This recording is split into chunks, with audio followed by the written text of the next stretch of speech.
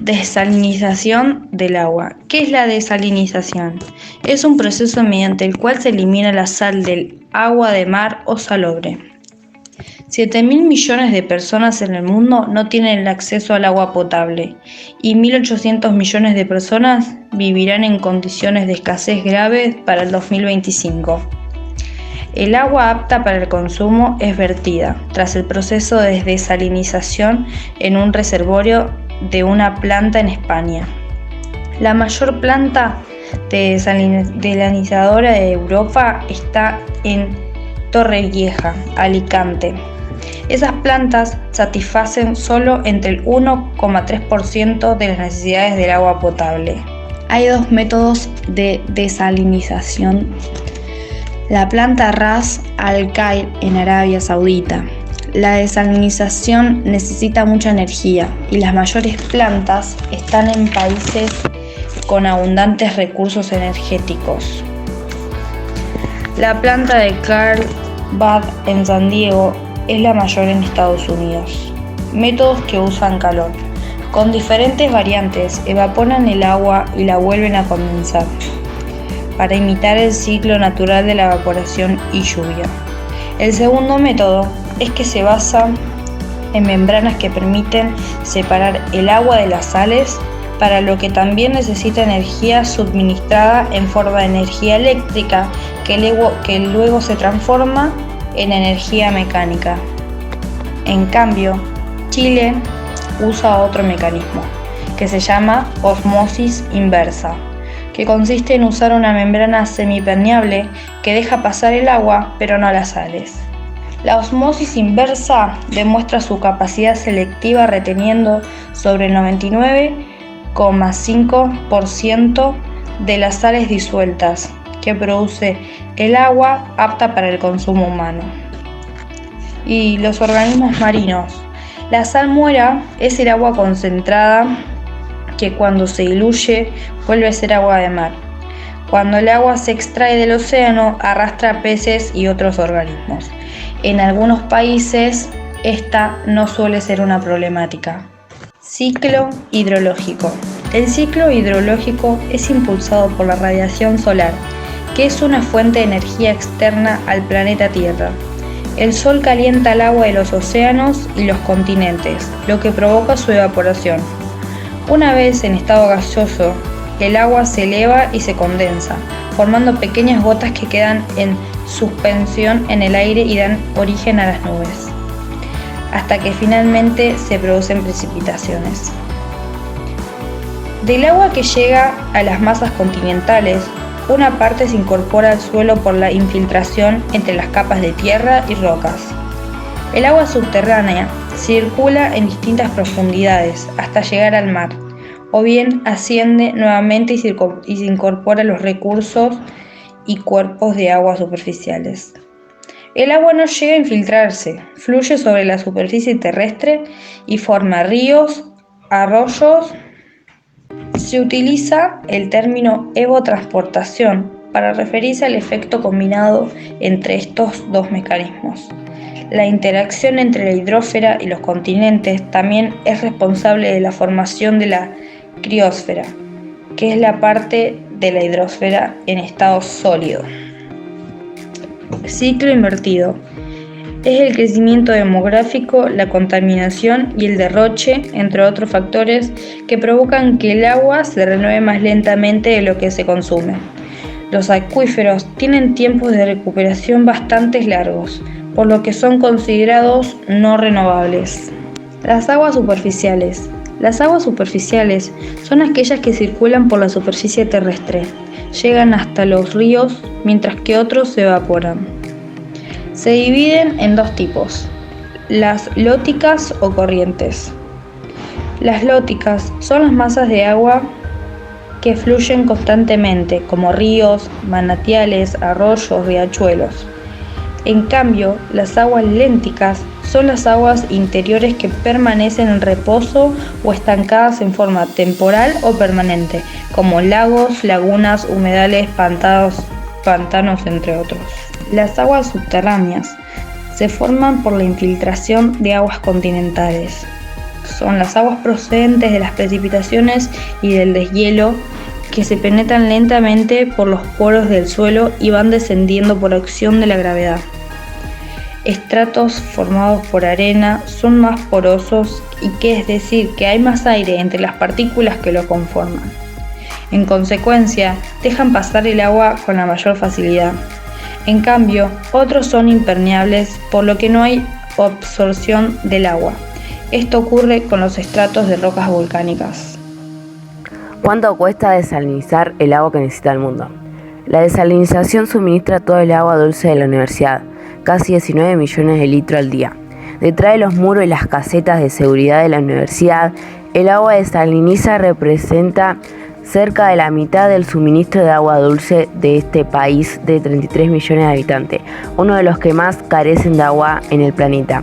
En todo el mundo se considera cada vez más que la desalinización es una posible solución para los problemas de la cantidad y la calidad del agua, mismo que empeora con el crecimiento global de la población, el calor extremo y la sequía prolongada vinculada con el cambio del clima. Arabia Saudita y otros países del Medio Oriente y el norte de África se encuentran en el centro del crecimiento, pues hay nuevas plantas desalinizadoras en etapa de planificación o construcción. Casi todas las plantas nuevas en el mundo utilizan osmosis inversal, una tecnología que se introdujo hace medio siglo. A lo largo de las décadas, los ingenieros han hecho que el proceso sea mucho más eficiente y han reducido los costos mediante el desarrollo de las plantas más grandes y mejores membranas y métodos de recuperación de energía. Arabia Saudita y otros países aún tienen muchas plantas desalinizadoras que emplean tecnologías térmicas más viejas y que dependen por complemento de los combustibles fósiles. Por lo general, las plantas térmicas se localizan junto a las plantas generadoras, que usan combustibles fósiles y utilizan el calor excedente de la generación de electricidad para convertir el agua de mar en vapor. Algunas plantas térmicas tienen por lo menos un cuarto de siglo de vida útil. Los investigadores de CAUT están trabajando en idear formas para que sean más eficientes. Además del Medio Oriente y el norte de África, la desalinización ha llegado a algunas partes de Estados Unidos que han tenido problemas de agua, sobre todo California y otros países como España, Australia y China. La hidrosfera es la totalidad de agua presente en la Tierra. El 71% de la superficie se encuentra cubierta de agua. El 2% del agua es dulce y apta para el consumo humano. El resto presenta salinidad mayor. Agua dulce. Tiene una salinidad ínfima. Se encuentra congelada en glaciares, casquetes polares y témpanos. También puede estar en ríos, arroyos, lagos, lagunas, acuíferos, agua de lluvia, nieves, nube de vapor, etc. Agua salada. Se encuentra principalmente en océanos y mares. Presenta 35 gramos de sal por un litro de agua. Agua salobre, propia de depósitos de agua subterránea y ciertas lagunas. Son cuerpos de agua dulce que recibieron ingreso de agua marina.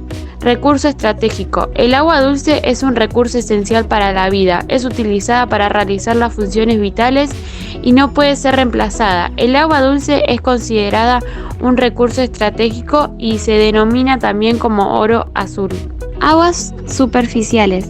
Son las que circulan por la superficie terrestre. Pueden llegar a los ríos y lagos o simplemente evaporarse. Son producidas por la escorrentía superficial generada por las precipitaciones o también por afloramiento de aguas subterráneas y se dividen en dos tipos. Aguas lóticas o corrientes son masas de agua que fluyen constantemente. Aguas lenticas son aguas interiores que permanecen en reposo o estancadas.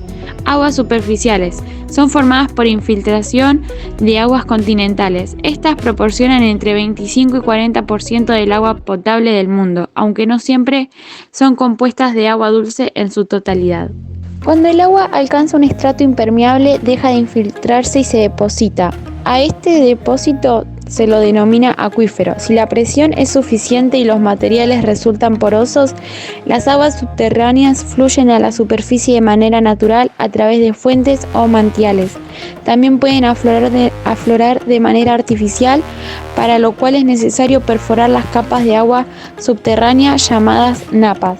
Ciclo hidrológico. El agua se renueva en forma natural mediante este ciclo, o también llamado ciclo del agua. Es un sistema complejo y dinámico permitiendo interacción entre hidrosfera, atmósfera, suelo y seres vivos. Es impulsado por la radiación solar, provocando evaporación. El agua que llega a las masas continentales, una parte es incorporada en el suelo mediante infiltración entre las capas de tierra y rocas. La parte que no llega es acumulada en lagos, lagunas, bañados y humedales. Una parte del agua es evaporada hacia la atmósfera y la otra absorbida por las plantas o consumida por los animales. Estos mismos la liberan a través de la transpiración. La evapotranspiración es el efecto de la evaporación y transpiración combinadas.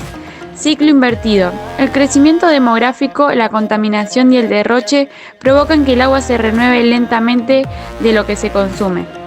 Según la OMC, el consumo de agua en todo el planeta es de 3.600 kilómetros cúbicos por día, siendo 65% en agricultura, 25% en industria y 10% de uso doméstico. El agua se considera potable cuando es apta para la utilización del consumo humano, sin representar peligros para la salud de las personas.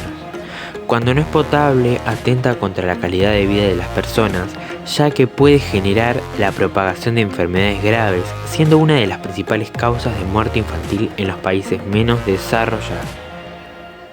Por lo general, en la cuenca alta el agua es potable y en la cuenca baja se registran niveles elevados de contaminación, debido a que en el recorrido de los ríos las actividades domésticas e industriales perjudican la calidad del agua. Por el daño que la contaminación genera en los cuerpos y cursos de agua, se empezó a realizar un saneamiento ambiental, que es un conjunto de técnicas, acciones y políticas de salud pública destinado a alcanzar distintos niveles de salubridad para mejorar la calidad de vida de la población. Por esto se crearon plantas potabilizadoras que se encargan de lograr un nivel aceptable de pureza en el agua para que sea apta para el consumo humano. Se puede acceder a fuentes de agua potable de acuerdo a las características naturales del ambiente, su capacidad económica, su cultura, entre otros. A nivel global, se estima que los países pobres son los que menos aguas consumen, debido a la dificultad de desarrollar obras de infraestructura para extraer aguas de buenas condiciones y exportarla hacia los hogares.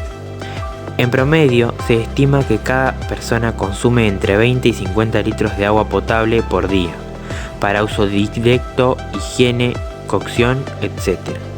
Sin embargo, este valor varía en las distintas partes del mundo, incluso dentro de una misma sociedad. Agua como bien económico. Cuando al agua se le asigna un valor monetario, esta pasa a ser una mercancía o un bien económico. Esto implica que se puede comprar y vender, y que queda sujeta a las leyes de la oferta y la demanda del mercado. Bajo esta lógica, si una región está poco poblada y las viviendas se encuentran diseminadas, es probable que las empresas no deseen invertir allí, porque habría que desarrollar obras de infraestructura muy extensas y costosas. Como contrapartida, no se obtendrían ganancias que las justifiquen, de modo que sería una explotación económicamente inviable. Una forma de comerciar con el agua es cobrar por la distribución y el abastecimiento, aunque hay otras formas bastante frecuentes, como por ejemplo cuando se crean centros privados de recreación en lagos y lagunas o se construyen hoteles con playas privadas. En estos casos se restringen los derechos de acceso al recurso a la comunidad en general. Sin embargo, el agua no es un bien como cualquier otro, justamente por su esencialidad para la vida y el desarrollo humano. Así, la comunidad internacional concuerda en la necesidad de garantizar el acceso a esta mediante distintos mecanismos. Algunos de los más habituales son establecer precios máximos para el agua embotellada, fijar topes tarifarios para los servicios de distribución domiciliaria y ofrecer subsidios. Auge de la visión mercantilista. En la comunidad internacional, la concepción que se tenía del agua fue cambiando a lo largo del tiempo, y con ello lo que se entiende como derecho al agua. En las décadas de 1980 y 1990, en un contexto de fortalecimiento del neoliberalismo, distintas conferencias internacionales fomentaron una visión mercantilista del agua. Se proponía que los servicios de distribución y saneamiento quedaran en manos de empresas privadas, debido a que se creía que así se generaría una mayor eficiencia en la asignación del recurso, y de esta manera se resolvería la crisis del agua. Las políticas de privatización de estos servicios se llevaron a cabo en varios países, aunque a distintos grados. Uno de los casos más emblemáticos fue el de Chile. En ese país se creó, en la década de 1980, el Código de las Aguas, que establecía distintos mecanismos que terminaron por beneficiar a los grandes actores económicos privados. Por ejemplo, para extraer agua subterránea, los productores agropecuarios debían pagar un canon, es decir, permisos para extraer una determinada cantidad de agua. Esto hizo que solo pudieran obtenerlos aquellas personas con poder adquisitivo suficiente, mientras que los pequeños productores quedaron en una posición aún más delicada. Además, esto implicó que en la práctica el agua dejaba de ser un buen público para pasar a ser de tipo privado. En la actualidad este código sigue vigente, aunque con algunas modificaciones. Por su parte, en la Argentina se otorgaron concesiones a varias empresas privadas, ya fueran multinacionales o cooperativas locales, para que se ocuparan del abastecimiento de agua potable y del saneamiento. Mientras tanto, el Estado nacional o provincial, según el caso, debía regular el cumplimiento de las condiciones. Gestión integral de las aguas. En 1992 se llevó a cabo la Conferencia Internacional del Agua y el Medio Ambiente en Dublín, Irlanda. De esa conferencia surgió la Declaración de Dublín, que tuvo una gran importancia en asuntos ambientales. Mediante ese documento se promovía la gestión integral de los recursos hídricos. GIR es una estrategia del uso del recurso que fomenta la administración coordinada del agua, la tierra y los recursos relacionados con el objetivo de maximizar el bienestar social y económico resultante sin comprometer los ecosistemas. Los defensores de la GIR consideran que, aunque el agua dulce es un recurso finito y escaso, con una gestión cuidadosa no hay razones para que parte de la población mundial no acceda a ella. Para eso, las políticas públicas deben tener un enfoque participativo, involucrando a los usuarios, los planificadores y los responsables de las decisiones en todos los niveles. Asimismo, se deben aplicar los conocimientos de diversas disciplinas e incluir las perspectivas de todos los actores involucrados. Cabe destacar que los analistas de la GIR piensan que el agua tiene un valor económico en todos sus diversos usos en competencia. Por este motivo sostienen que debería reconocerse que es un bien económico y asignar precios acordes. En los últimos años el modelo de la GIR se difundió rápidamente por todos los países del mundo y, en la actualidad, aún es muy importante. Por lo general, los proyectos internacionales aplican sus directrices y los países buscan resolver las ineficiencias en el uso del recurso para evitar posibles conflictos. Agua como derecho universal. Desde el comienzo del siglo XXI, la comunidad internacional cambió, en parte, la perspectiva acerca del agua. Se empezó a hacer más énfasis en el hecho de que es indispensable para la vida, y se comprobó que, en muchos casos, la privatización del agua y el cobro por los servicios asociados no generaron una mayor eficiencia. En este contexto, en julio de 2010, la Asamblea General de la ONU reconoció el acceso al agua y al saneamiento como derecho humano universal. Se estableció que el saneamiento debe ser saludable, limpio y asequible para el uso personal y doméstico. Además, se acordó la necesidad de aprovechar el recurso mediante una gestión integral para asegurar la disponibilidad presente y futura. Del mismo modo, el Estado debe garantizar una cantidad de litros diarios suficientes para el uso personal y doméstico de las personas. En la Argentina, el derecho al agua está contemplado por la Ley 25.688, promulgada en 2002, que se enmarca en el artículo 41 de la Constitución Nacional. Mediante esta ley se establece la creación de un régimen ambiental de aguas y de presupuestos ambientales mínimos para su preservación, aprovechamiento y uso racional. Esto, a su vez, debe ser complementados por leyes provinciales, debido a que los recursos naturales pertenecen al Estado de cada provincia.